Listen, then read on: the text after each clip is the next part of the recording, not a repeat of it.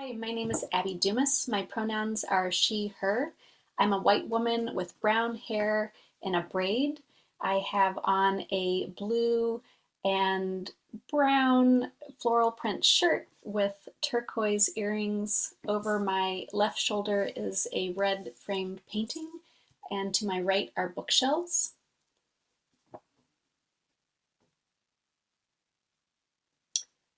Oh, for some reason, Donna, your sound isn't working.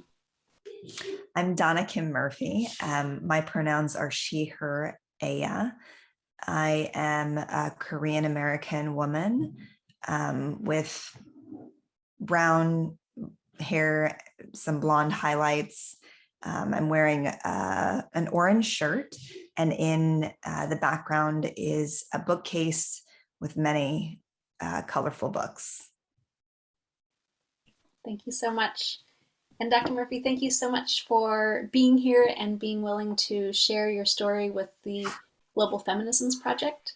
I'm going to briefly introduce you and then we'll move on to our questions. Great. Dr. Dona Murphey is a neurologist, neuroscientist, historian of science, and community organizer. She has navigated local, state, federal, and international partnerships across academia, government, and health tech sectors in rapid response and strategic mobilizations at the intersection of race, poverty, and immigration. Her belief in the foundational democratic rights to health, migration, public education, and voting have informed her extensive grassroots activism and nonprofit advocacy and a run for her local school board in Texas. Her current project is a public benefit startup that marries her scientific and clinical expertise with a community organizing ethos to develop a digital diagnostic tied to culturally and language specific content and community health worker access to help eliminate racialized health disparities in dementia. So I thought we would start a little bit with where your story begins. As you think about where you are today and the work that you're doing, how would you depict the journey that brought you to where you are? So I think that many things in my life have informed that journey. I'm a second generation Korean American, grew up in a household with two working parents, was raised in good part by a series of Central American nannies who lived with us, speak Spanish and English fluently, have some rudimentary Korean language skills. I grew up in Houston, Texas, which is one of the most diverse cities in the country. Ended up going to, well, I guess one of the formative events in my life, I think, was my participation in a program called Amigos de las Americas when I was a high school student, in which I went, a program in which I went to Ecuador. It was kind of involvement in a public health project there, as well as cultural exchange, youth leadership development. And yeah, I think that really kind of opened my eyes up to life in other parts of the world. And came back, went to Harvard undergrad, was a history of science major, ended up going into medicine with the intent at that time when I began to go into public health policy or health policy. Ended up getting distracted for about a decade in science, ended up, kind of in the MD PhD program at Baylor College of Medicine in Houston. And yeah, did training there for 8 years in the combined degree program in neuroscience, did a residency in neurology and fellowship in neurophysiology, ended up working for a startup company in Southern California for 6 years after graduating, or not graduating, but completing all of my academic training. Was really unhappy with kind of values misalignment with that company, ended up part of the Great Resignation or Great Reevaluation post like the initiation of the COVID pandemic.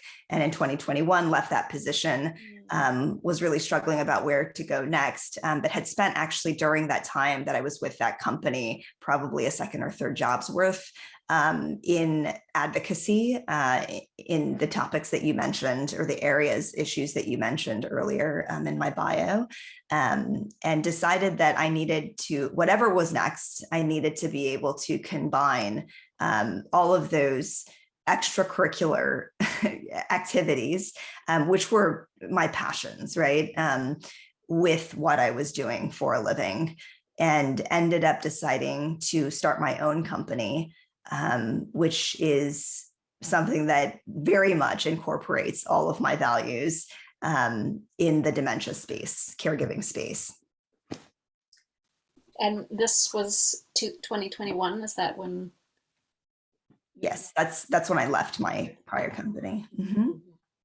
And the previous company that you were working for, was that medical in nature, or had you? Yes, it was an EEG diagnostics company. EEGs are like brainwave studies that we perform clinically. Yep.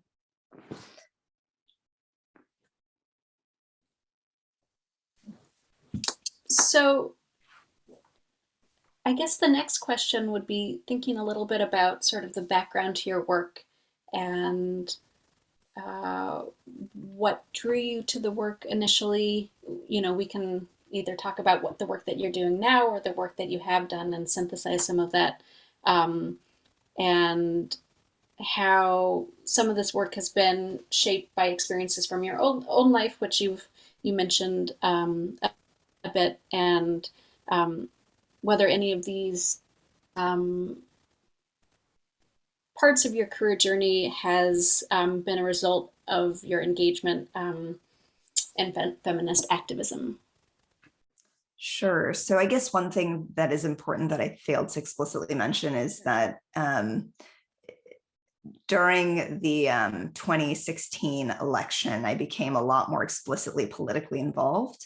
Prior to that, I mean, decades prior, I had been very civically engaged. I had started like a youth, what was it? A youth program in, it was basically civic engagement. It was kind of understanding the issues that your community is forced to navigate, basically, and it involved youth, so it was kind of peer-to-peer civic education. And I started that after graduating college, and I asked actually to take a year off between college and starting medical school in order to grow that program, which ran in like 13 area high schools in the Houston area. Oh, wow. For several years, with me intentionally like leading that. After that, it may have persisted in the high schools where it was, but I did not continue to run it. And I actually got a scholarship to Baylor College of Medicine, like the medical school part of my training there, before I joined the combined degree program, which is actually paid by the federal government, because of that work. So I was involved. I was also really involved with the Harvard Club of Houston, and we were doing work with first generation college goers and outreach to, kind of young promising students from communities of color predominantly. But again, I had never tied that very explicitly to power and systems. And then when the 2016 election was happening, I kind of just ended up in this position where I had created this digital community that exploded in size on Facebook. And there were, almost 30,000 people in that space overnight. And it was a very, very active space. I think for Texas, especially, there were many people who were not in predominantly blue areas, and even those of us who were, who felt very alone. And it was a way of connecting, right? Like this digital platform was a way for us to connect with one another in that. And this was actually prior to Trump winning that election. And I thought at that time, it was kind of amazing to me what happened so quickly with that digital space. I thought at that time, the digital space, it was, we called it ultimately Pantsuit Republic. Aha. And it was one of these state groups that came out of a very huge group nationally called Pantsuit Nation, right? Which is now part of Supermajority. Right. So yes, I started the Texas group for that. And I knew that I knew that, you know, a Clinton victory would still be super problematic for many communities. And so I figured if we had this digital space with so many people who had gathered in it, who did see eye to eye on a lot of these issues, that we could advance some of those issues during a Clinton presidency, right? And then what happened is that she did not win, right? And then there was just that much more energy, right? And that space became an organizing space for things to start happening all over Texas. And it was very much rooted in feminism and women, right? And there was a lot of, it was very interesting because I didn't know a lot about feminism actually at that time, but kind of was forced to contend with it because there were arguments that would come up in the space between, you know, cis women and trans women, or women, white women and women of color. And so I had a lot of learning, right? Like a lot of political education that I had to do. And also I think use that opportunity to pull people along with me, right? Who were also not politically educated in the same ways. So yeah, we actually filed for corporate status for that group. We did actually, a lot of our state city affiliates wanted to do all kinds of activities, advocacy activities, activist, you know, like campaigns. So we wanted to kind of protect ourselves, to give ourselves an identity. We filed for corporate status with the idea that that would give us the greatest flexibility in anything that we wanted to do and would protect us, not because we were trying to make a profit off of something. We didn't do any profit making activities at all, ultimately. But yeah, so I started that organization, and I think from there became very, very involved, very deliberately in immigration, because I knew that was a huge issue in Texas as a border state and had been for a long time, and that we were very anti-immigrant. And as an immigrant, I felt that, you know, I wanted to be active in that advocacy. Again, did not know very much about it at all, and involved myself in the beginning, and I continue to involve myself in organizations that are like impacted community led. At that time, I joined a youth-led, an undocumented youth-led organization called United We Dream. This is the shirt that I'm wearing right now that says "Here to Stay." Yeah. And then, yeah, I got involved in immigration advocacy, realized that it very much intersected with criminal justice advocacy, racial justice, gender justice, many different areas of advocacy. Realized also that as I got out there in the community and began speaking with the communities with whom I was doing that work, that for better or worse, the fact that I have the pedigree, the credentials that I have, that people heard me more than they heard people who were more directly impacted by these very anti-immigrant policies. So I started thinking more about how I could leverage that in service to people who are not being heard, and how I could actually use that opportunity to create space for people to be heard themselves, right? And ideally to not be speaking for them. There was a group called Doctors for Camp Closure, which is a group of activist physicians. It's not actually even an organization. And we thought about whether to make it some official organization or to keep it what it is, and decided on the latter. Yeah, I don't know if I should stop there, maybe. No, this is wonderful. So what do your activities in those organizations look like? Are they daily, or are they sort of periodic throughout the year, depending on what campaigns you're running? Yeah, so from 2016 through 2020, as I said, I probably spent about 40 to 60 hours a week on those activities. Wow. That's above and beyond the job that I had, right. The paid labor that I had. It was all of my unpaid labor, but my passions. So I pursued them. After 2020, I got sick with COVID, ended up having long COVID. which really, I think, impacted my ability to be that engaged, and really started having to think about how to be more strategic, I guess, in where I was spending my time. And also wanting to just find the kind of political homes that were more aligned, right, with my values. So after 2020, it's probably been more like, I don't know, 15 hours a week, something like that. Maybe you could talk a little bit about your COVID experience. When in 2020 was that? And so I got COVID at the very beginning of the pandemic, in March 2020. So actually before, or as the national emergency or whatever it was declared, that's when I got COVID. And it was pretty rough for a month, but I was actually still able to work during the time that I was acutely ill. And then I ended up having like a secondary bacterial infection. I ended up having a lot of cognitive and kind of psychiatric issues that were persistent. So I really struggled with it for like 18 months, actually. Wow. Got involved very early with the long COVID community. I actually, at the beginning of the pandemic, prior to getting sick, I was already doing advocacy around COVID. So I held like the first community conversation on COVID in the greater Houston area in my community. And that was in February. Yeah, actually I started planning it in February, and then I actually hosted the event on March 5th or 6th. Wow.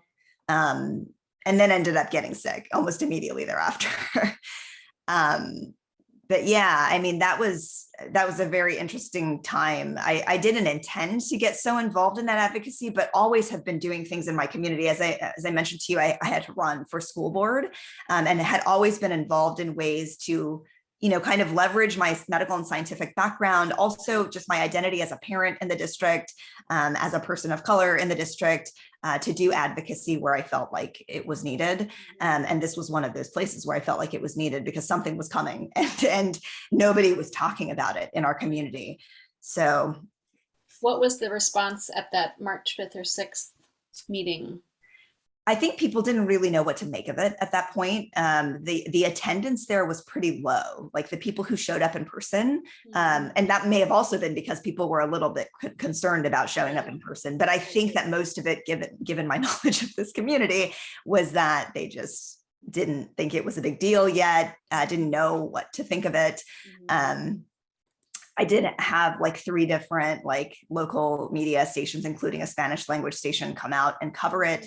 We worked with Brazoria County NAACP to make sure that we were reaching communities of color here. So a lot of the things that ultimately became super problematic in the pandemic, right? How like certain communities were disproportionately impacted. I was already thinking about those things, right? Like in February. And and then COVID happened, and I was not able to be as active as I was, although even while I was ill, at the beginning of my illness, I was like running like immigration like actions at immigration detention centers. I went while I was sick, pretty confident that I was not going to give the illness to anyone at that point, because I was like a month or months out from the acute symptoms. And at that point, was it fatigue and the cognitive and that was mostly it. Yes. Impairment that you were experiencing. Yeah. And I ended up like doing a lot of like national advocacy around this too, because I was, like I said, I was involved very early with this community of people who were gathering because they didn't know what to do with their symptoms that were prolonged. And I've continued to be very active with that community. So I served on as an external advisor to a PCORI grant, which is a Patient-Centered Outcomes Research Institute grant, to a group called Body Politic.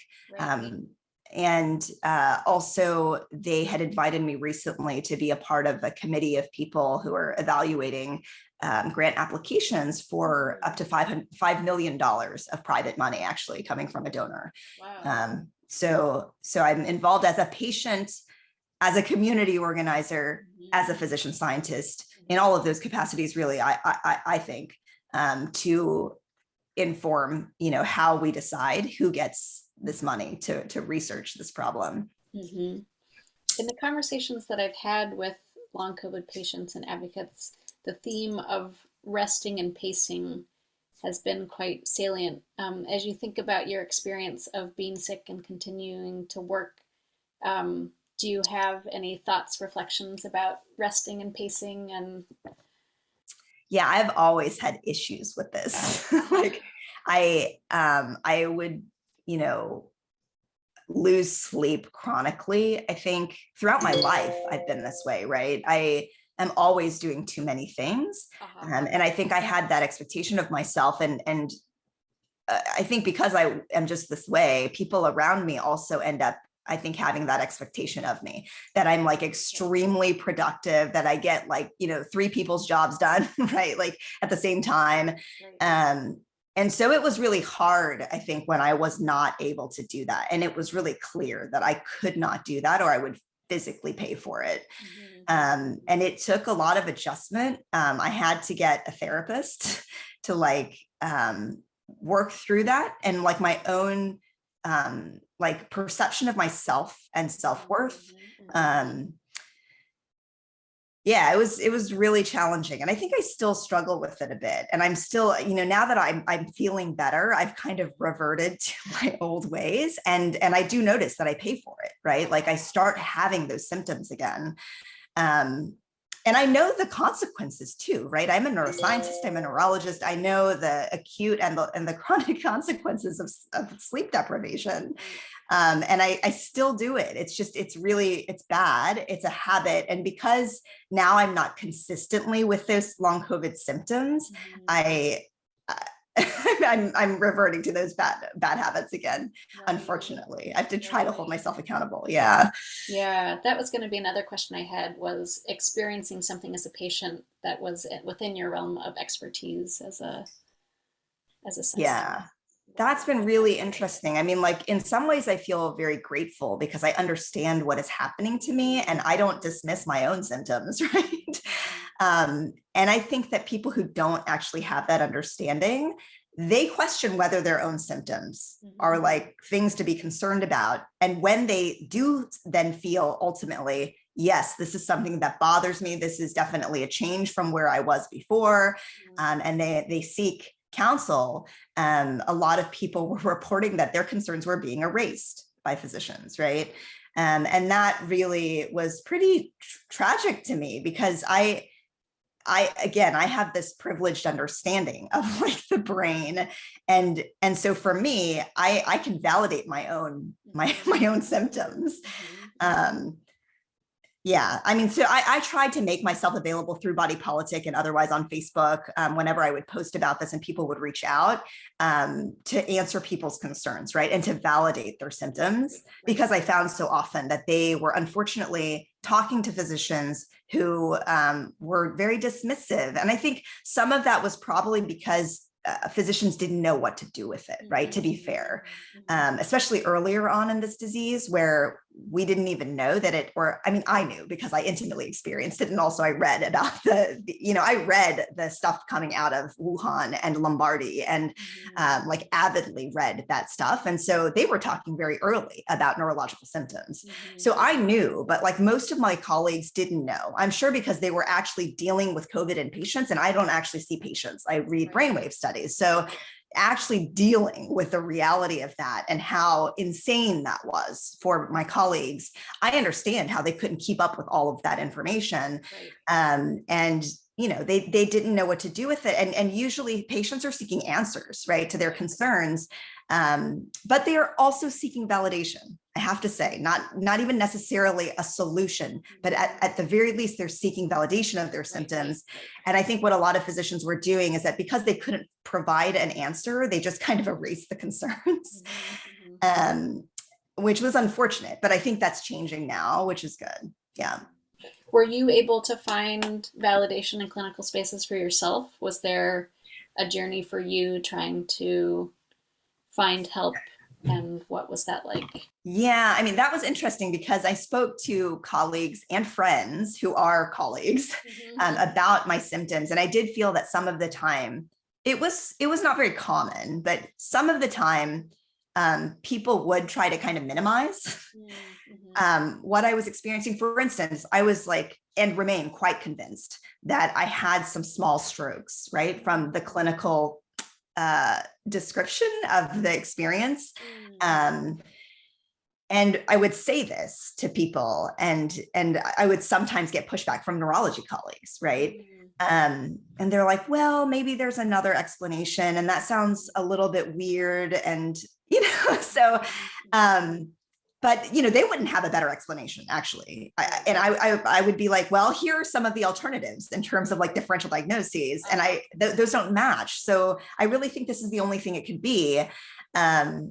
So there was that, but I do think that because I'm a physician and because I'm a scientist also, I will say, and many of my colleagues are not, when I gave them like a well-reasoned argument, they actually deferred to me, right? And I don't think, again, that that's because I am a patient. I think it's because I am a physician and a scientist, and specifically a neurologist, right? And my symptoms were predominantly brain symptoms. Yeah. Do you have any thoughts about sort of intersectional clinical experiences? I mean, a lot of what we've just talked about hinges on being able to have some authority in the clinical space, and maybe bring an intersectional lens to that and think about sort of gender, race, class, disability. Yeah, I mean, so long COVID is disproportionate. It disproportionately impacts women. The studies that were done early on, and they were likely biased by like how we sampled, who we were able to reach. I think with those surveys, they suggested that it wasn't necessarily disproportionately people of color. It did seem to be that it was disproportionately women, which is consistent with what we know about autoimmune illness. And we think that this is probably autoimmune. But the impact, nonetheless, for women of color, I think, was disproportionate in terms of, I think, how devastating it was to like face the erasure that they faced. Yeah, I think really early on, I was actually doing a lot of media with Black women colleagues. I mean, colleagues in that we were in this together, not that they were in medicine or in science, but yeah, the stories that they had to tell, I was shocked, and I guess also not shocked, right? Because I do a lot of advocacy in spaces that intersect. So, but yeah, it was just maddening to me. It made me upset to hear those stories. And yet I know that that's like the reality, right? And I continue to work on trying to fix that reality in the ways that I can. Yeah. So do you still identify as a long COVID patient, or do you feel like you've sort of have had a milestone moment where it's, I guess, yeah, what's that relationship between present and past tense? Yeah, I mean, I do, in that I occasionally, like I said, when I'm not taking care of myself, these symptoms like recrudesce or reemerge. I do also, in the sense that I think all of us probably think a bit about what the long-term consequences are of this illness. And also future. It's not just past, present, but future. Right. And I think a lot about that because, I know what you put yourself at risk for when you have concussions, when you have brain infections, right? when chronic sleep deprivation, like I know. And so it really does concern me. Yeah. And I still feel very connected to people who are struggling with it at present, right? More so than I am, because I don't actively struggle with it. I do when I'm not taking care of myself. Yeah, so I still feel like a part of that community in that way. Yeah. Has it changed the way that you think about self-care, I guess, because that seems so related to how you experience it now when you absolutely. Like, before I got sick, I had done things like yoga, like on and off, right? Meditation, I had really thought a lot about. I have a lot of friends who are into silent meditation and they go on retreats like episodically. Mhm. I thought a lot about it, but never made the time for it. Uh, well, with the exception of like, there were like discrete moments in my life where I did yoga for a little bit for like health reasons. Mhm. But yeah, I think since getting sick, I've been a lot more attentive to just like regular exercise, being more conscious of like what I eat. I mean, I was pretty decent before, but like I try to be, I think that I'm better. I'm better now, because I also noticed that like if I eat certain things after having COVID and long COVID, that it makes me feel bad, you know, and maybe that's age, maybe it has nothing to do with COVID. I don't know, but I did notice that there was a difference. And so I do think that I'm a lot more cognizant of like the choices that I'm making that impact upon my health. And also like I have always had something to say about the health of other people in my family. And so I feel more, and that's also been very true during COVID, you know, like make sure that you're wearing your mask, make sure that you have your booster shot, you know, like, and so and also making the other like kind of good health choices.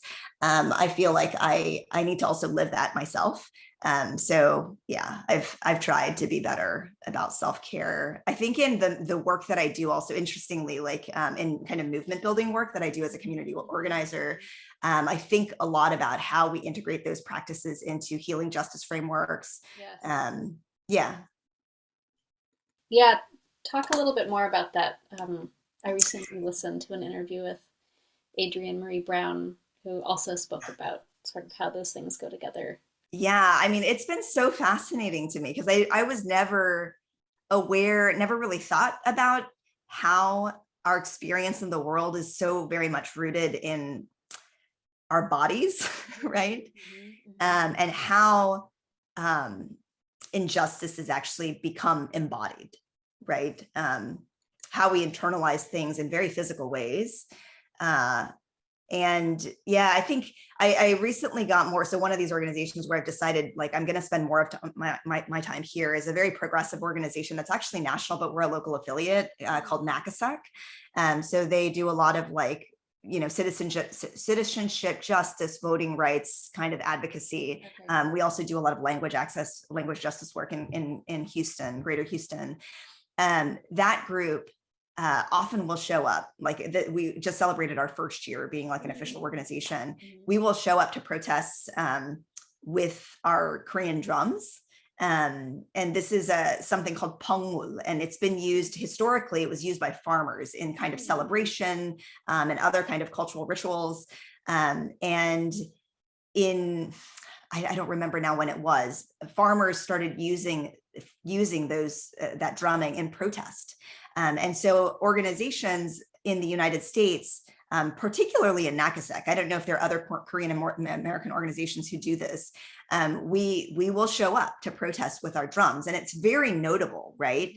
And it's very, I think, uniting. And I never really thought before about the importance of that kind of movement and chanting and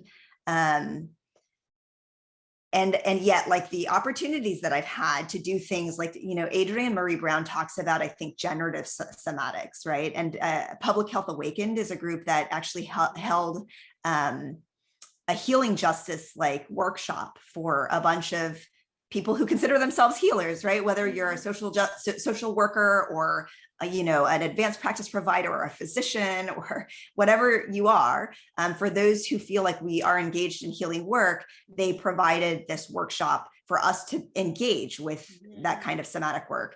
And I was like, you know, this is actually what we do, but kind of implicitly with drumming. And I wanted to actually connect those things more explicitly for us in Uri Juntos, which is this organization, which is kind of like also, even though it's Korean American for the moment, our physical location is in an area that is both Korean American and very heavily Latine. And so I have a very particular connection to that community because I am like Spanish speaking, and have traveled extensively also in Latin America. So yeah, I really would like to bring this practice to kind of our multiracial, multi-ethnic organizing that we do here in Houston, which again, as I said, is very diverse. Yeah. It sounds really powerful, and it sounds like one sort of concrete material antidote to, the tension in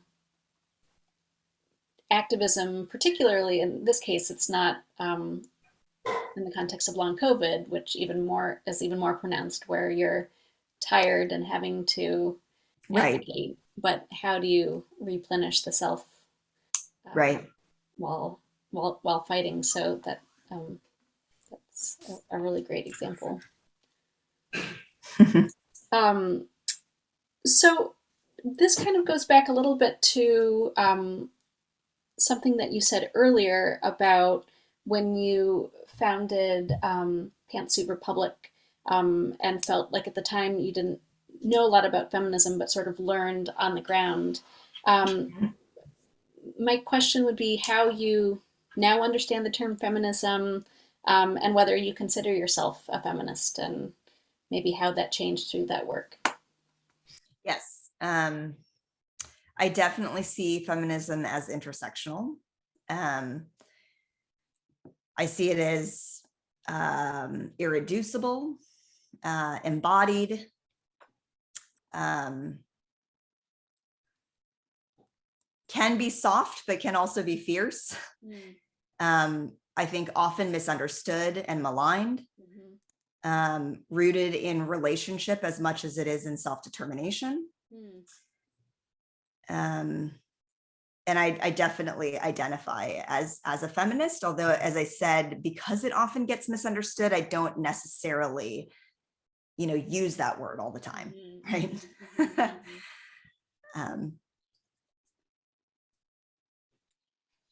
I love that emphasis on relationship. Yeah, definitely believe that. Yeah. That captures so much in one word. I'm also curious, with the work that you've done and then your personal experience with COVID, maybe if you can describe a little bit what it was like to be Korean American, to be part of a Korean American community in the context of COVID. Right. And conversations that happened. Yeah. So it's that has been super interesting. I mean, like what has happened specifically with Korean Americans? We had the Atlanta shootings. We've had things in Texas also that didn't necessarily make national headlines. Actually, maybe they did also, but they were not the kind of they were not as I don't know how to say this, like I don't want to say impactful. It's not necessarily that, but they didn't get as much visibility as what happened in Atlanta, right? Yeah, I mean that has it concerns me a lot, because I think that there is obviously like real demonstrated risk that there's all of this kind of anti-Asian like violence that has happened during the pandemic. I certainly felt a little bit of that at the very beginning of the pandemic in my own community, which can be very racist. And I wasn't sure if I was misinterpreting it, because at that time, not a lot of people were like super aware of what COVID was, but did feel that I was getting some looks, like if I was coughing in public or something like that, right? And yeah, so I was, I don't know if I was actually super fearful that something would happen here in terms of like real like physical fear of like assault or something like that. I mean, I did sadly like see that it was happening all over the country in other places.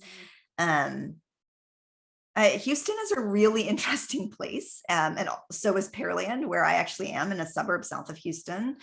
And I didn't actually fear that I would be physically at risk. But was, not happy, obviously, with kind of the discriminatory attitudes that people had. And that was true here too. Yeah, the other thing that came up for me with respect to like my Asian American identity or Korean American identity during the pandemic was the conversations that emerged around anti-Blackness and anti-Asian, like hatred. And I think that there are so many things there that remain unresolved, and that require actually a lot of very intentional discourse within our communities and between our communities. And that's something that I tried to engage in, like as things were happening. Like when we had this incident, we had a Korean beauty store actually in part of Houston, situated in a neighborhood that was predominantly Black. There was an incident where a few young Black women came in and they were patrons of the store. They were going to buy something. And what they say in retrospect is that they felt that they were being discriminated against by the looks from the store owner. And, and the store owners were speaking in Korean because that is their tongue, right? I don't know what they were saying. I don't know what kinds of looks they were giving, but generally I trust the experience of the person who reports that there was discrimination happening, right? Generally speaking, but this ended up in a violent, interaction. And, our community leaders in the Korean American community instantly went to the Houston Police Department to have the police chief talk about safety. And that was to me, it was such a lost opportunity to have a larger conversation of what safety is. What is public safety actually? Right. And whose safety? Right. And those conversations I still think are so lacking and so necessary. So we're actively working on that. We just decided that we're going to screen this documentary that talks about the LA riots and Black Korean tensions that have, actually evolved in LA, and I think in other places. This is certainly true for the multiracial coalition building that we do, multi-ethnic coalition building that we do in Houston. I know that it's happened in Atlanta. But yeah, I think that that's encouraging to me that is happening. I think that we also have to kind of very deliberately move that forward also everywhere we are. Because there's just so much, I think, work that still remains to be done in that domain. There's a lot that our community doesn't understand actually about the history of people who are Black in this country, right? And also how that is situated in kind of global anti-Blackness, which is actually also true in Korea, right? There are a lot of anti-Black attitudes in Korea, even though we don't really have many Black people in Korea. But they certainly do have opinions about people who are Black. And also there's colorism there, right? So not just people who are Black, but people who have darker skin within Korean Americans and also outside of Korean Americans, or sorry, Korean people there. Yeah, so. That's really interesting. I'm curious about, you mentioned your run for the school board. And I'm guessing that was in 2021. Was that the last? I ran in 2019, and I actually remained then very involved in advocacy in the district after my run, because I didn't win, and I didn't expect to win, quite frankly. But I thought it was important to run because those seats were going to go unchallenged, and the incumbents, were maybe not themselves necessarily intrinsically terrible, but they were not holding a really pretty terrible superintendent accountable for some of his actions, which were making national headlines. Super anti-trans, anti-Muslim. Yeah, so I ran, and I think it was a really good decision because it got me personally more invested in my own local community. I was very active in Houston and also in Texas at large, and also nationally on a lot of issues, particularly in immigration or things related to immigration. But I wasn't actually very active in my own community, right? And I think getting more involved in my own local community made me realize even more. And I already knew this kind of conceptually, right, or theoretically, that politics are local, right? If you can't get things in order in your own house, right, you're going to have problems, right? And Adrienne Maree Brown also talks about this a lot, right, in terms of what happens at different scales, right? And those things have to mirror each other, right? They do. And I I mean, I kind of knew this in my head, which is why early on I was much more interested in local and state level political change when I started that group, Pantsuit Republic, than I was in paying attention to what Trump was doing, right? I only ever paid attention to what he was doing insofar as it had implications that were very real at that state and local level. Right. And also if I felt like I could mitigate the harm through those levels of government. So I knew that it was important to be involved locally, but I wasn't doing that work until 2019, until I ran for school board and realized in knocking on like 1,000 doors, and we called, I think our campaign called, texted, whatever, reached out to like 26,000 people. I realized like, this is what we have to do. All of us actually have to know intimately what is happening in our own communities, Right. so that we change that first. Yeah. That's really interesting. And it doesn't seem like a coincidence that school boards have increasingly become these, a nexus for conversations about COVID, about critical race theory, about Right. masks. They all come together in some ways that feel, oblique, but are actually pretty, it seems like, intimately connected. Yeah, absolutely. And, I knew that from like studying how the Republican Party has moved over the last several decades, and they have been very intentional about investing in local races and building a bench, right? Mm-hmm. And that, frankly, even though I disagree with almost everything else about the Republican Party, is actually the right way, right? You should start local. People should fundamentally understand these systems at a local level and how to engage with them, how to build power, how to protect our communities Right. through those systems, right? And challenging those systems also to evolve. I mean, this is so important, and it's something that we have not historically invested in. I think in the Democratic Party, often there is this cult of celebrity around federal offices, president, Congress, right? AOC, right? And yet people don't know who serves on their school board. Right. And this was a real problem during COVID, where so much started to happen, where people realized your school board actually has tremendous power in the destiny of your community, right? Truly the destiny, when it's like, oh, there are a lot of people who physically gather at schools, right? They have the propensity to spread this illness very quickly. So you have to make the right decisions, right, in that context. And the people who were holding the power to make those decisions often, unfortunately, were not the right people. Yeah, so then I think people started waking up like, oh, maybe we should actually devote some efforts here. So I started actually a super PAC called Doctors in Politics. And we work with 314 Action. We worked with Run for Something, which are a Democratic PAC and a political nonprofit, as well as I think also an educational services nonprofit. Run for Something is, but they all are aiming to get more people who are kind of politically to the left of center into office.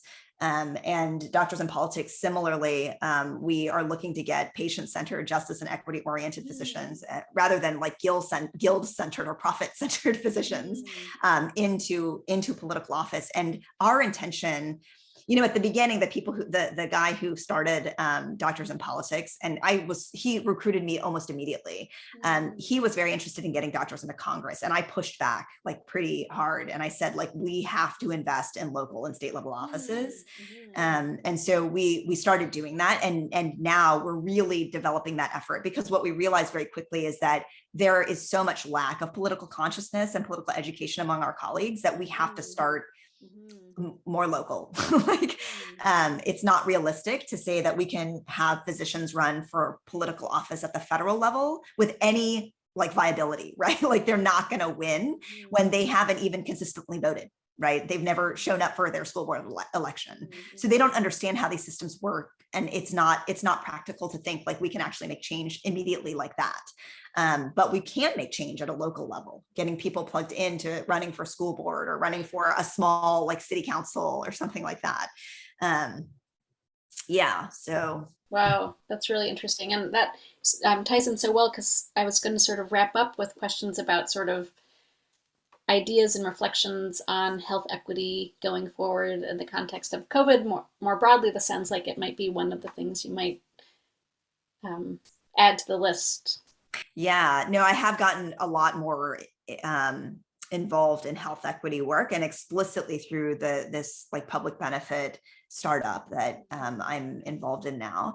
Yeah, I mean, I'm very excited to finally be able to say like that medical racism is a thing, that it's very clear from what happened during COVID, and examining things that were happening before COVID, right? Like, I mean, we have this maternal mortality problem in Texas that's awful, right? That's like Black women in Texas are dying at the rates that they die in like the developing world. And that people didn't care about that before is just astounding to me. Hopefully COVID has really like brought more light to the fact that this is not an isolated finding, right? Everywhere you look in medicine, like, and actually even in society at large, right? You see these very racialized disparities. And I think that that is really important to explicitly address. And I'm hoping that this crisis has actually, I mean, just like when somebody comes in with a stroke or a heart attack, that's like the moment that they decide that now maybe they ought to start exercising and eating right, right? Like it takes the crisis for them to actually pivot. I'm really hopeful that that's at least one thing that is positive that will come out of this pandemic, is a real focus on transforming those disparities to where we don't have them anymore. Yeah. Is there anything else that you had wanted to mention that I didn't get to? I don't think so. We did a whole like survey of like everything that I'm involved in, I think. Covered a lot of ground, and I loved how things overlap and fit together. So this was such a honor to get to interview you, and your story is inspirational, and we're all grateful to have it as part of the Global Feminisms Project. So thanks so much for of course being with us today. Yeah, thank you very much for having me. Our pleasure. Take care.